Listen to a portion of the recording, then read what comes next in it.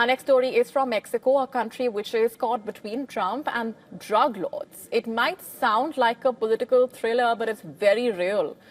In fact, the country, long scarred by drug violence, now finding itself trapped between two powerful forces: the pressure of a somewhat resurgent Donald Trump and the deadly retaliation of its most notorious criminal empires. At the center of this storm was one man better known as El Mencho. For 2 decades, he evaded capture. He outlasted his rivals, in fact, and under his command, the cartel rose to become Mexico's most powerful and feared criminal network, flooding drugs across borders, building a multi-billion-dollar empire. But last Sunday, his run came to a dramatic end. The Mexican forces, acting on intelligence, including key inputs from Washington, tracked him down. Authorities say the final breakthrough came through a personal connection, a romantic link, reportedly, that led the investigators to his hideout. And his killing was not just a strategic victory, it was also political. Let's tell you how. For months now, remember, Trump has publicly pressured Mexico to dismantle the cartels.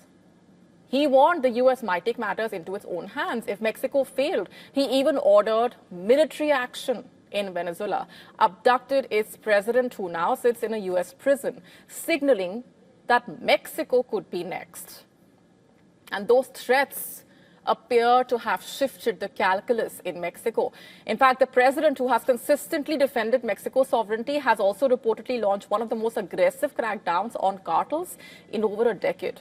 She has drawn a line recently. She says no U.S. troops were on Mexican soil. The operation was carried out with their cooperation, but without their intervention. Intelligence sharing, including support from the CIA, helped make the operation possible. But Mexico pulled the trigger, and now the consequences, like a mythical hydra where one head of a cartel is cut off, others emerge in the hours after El Mencho's killing. Shootings erupted. Roads were blocked. Vehicles were set on fire. Rival factions are now scrambling for control. Mexico has seen this cycle to contain aftershocks earlier as well. Not only rivals, there are many, in fact, who have been eyeing the seat of the cartel's head. And now new reports putting the focus on the jailed Juan Carlos Valencia, who is the rumored successor of El Mencho.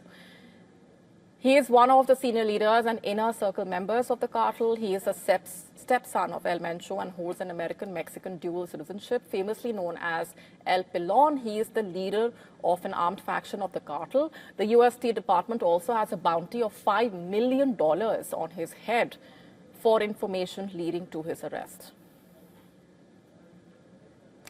And now that's the dilemma that the Mexican president is facing. On one side, an American president demanding results and threatening unilateral action. On the other hand, cartels that respond to every blow with bloodshed. The pressure from Washington has pushed Mexico into a more forceful security strategy. But every forceful move risks unleashing new chaos, and Mexico is walking a tightrope. If it is too soft when it comes to the current situation, then it risks U.S. intervention. If it's too hard, then it risks internal instability. The death of El Mencho may be a hard turning point in the fight against drugs, but it also underscores a hard truth. Mexico is caught between Trump and the drug lords on the ground, between diplomacy and domestic violence, between political pressure and criminal power.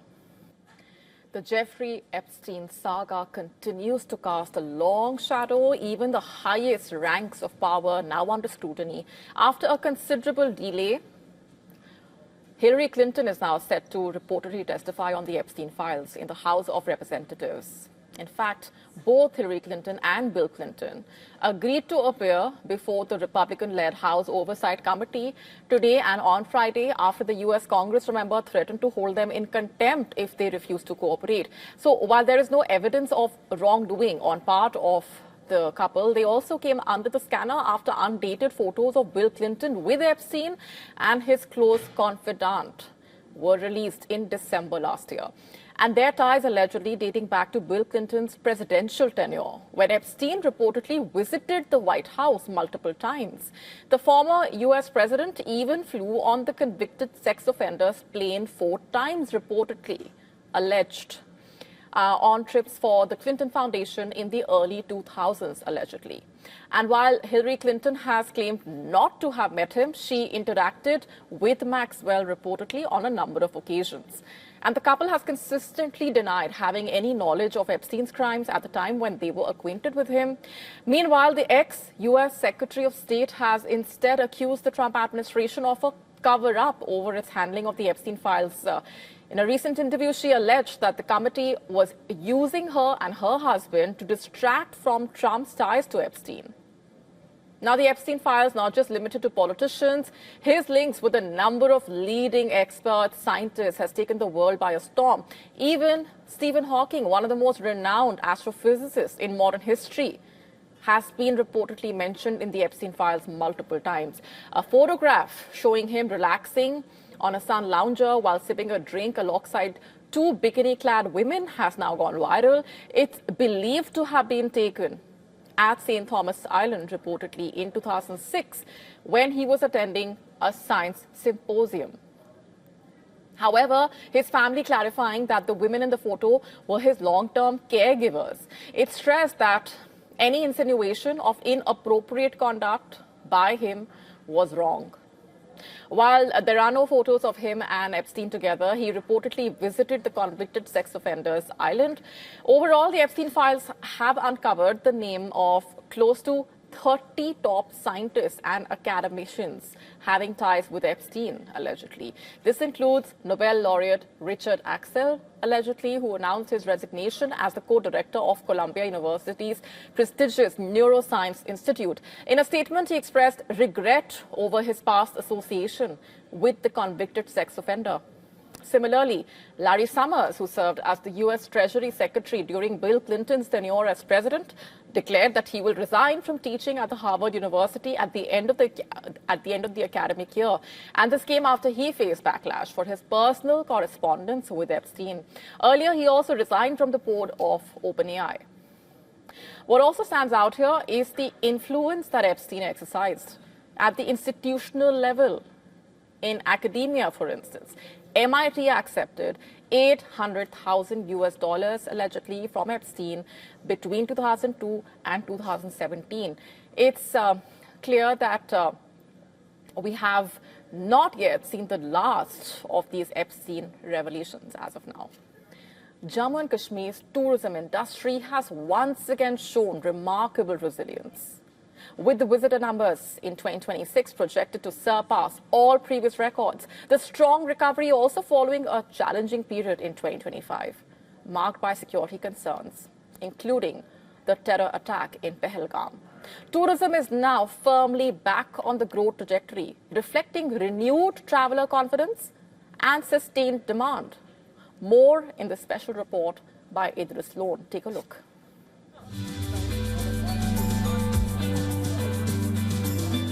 Tourists are again flocking to Jammu and Kashmir. Be it Gulmarg or Pahalgam, iconic destinations have near full hotel occupancy, bringing in a new chapter of spring in the valley. To ensure that visitors feel safe, security has been significantly strengthened across all major tourist resorts. Tourists say there is no place in the world quite like Jammu and Kashmir. Kashmir is truly breathtaking and unlike any other place. Everyone should visit it at least once in their lifetime. It really is paradise on earth. Thousands of visitors turn to the famous gondola rides in Gulmarg. Tourists are in awe as they soak in the breathtaking views of snow-capped mountains. Of course, there is revival of the tourism in the valley. Tourists are turning up at par with what last year they had been turning up during this same period. So obviously we can say that it is back on the track. No doubt there are ups and downs in tourism. It had been all along in the history of the tourism. But now there is consistency in the figures, I will not diverge in the details of the figures, but they're almost at par with the last year.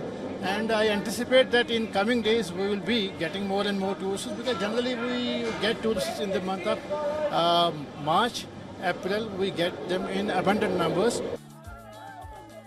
The valley is back on its feet after facing the brutal Pahalgam massacre in 2025. India continues to dismantle Pakistan-sponsored terrorism and claims about Jammu and Kashmir. More recently, India's representative slammed Pakistan at UN Human Rights Council for spreading misinformation about the development of Jammu and Kashmir. If the Chenab Rail Bridge, the world's highest bridge inaugurated in Jammu and Kashmir last year, is fake, then Pakistan must be hallucinating or living in the La La Land.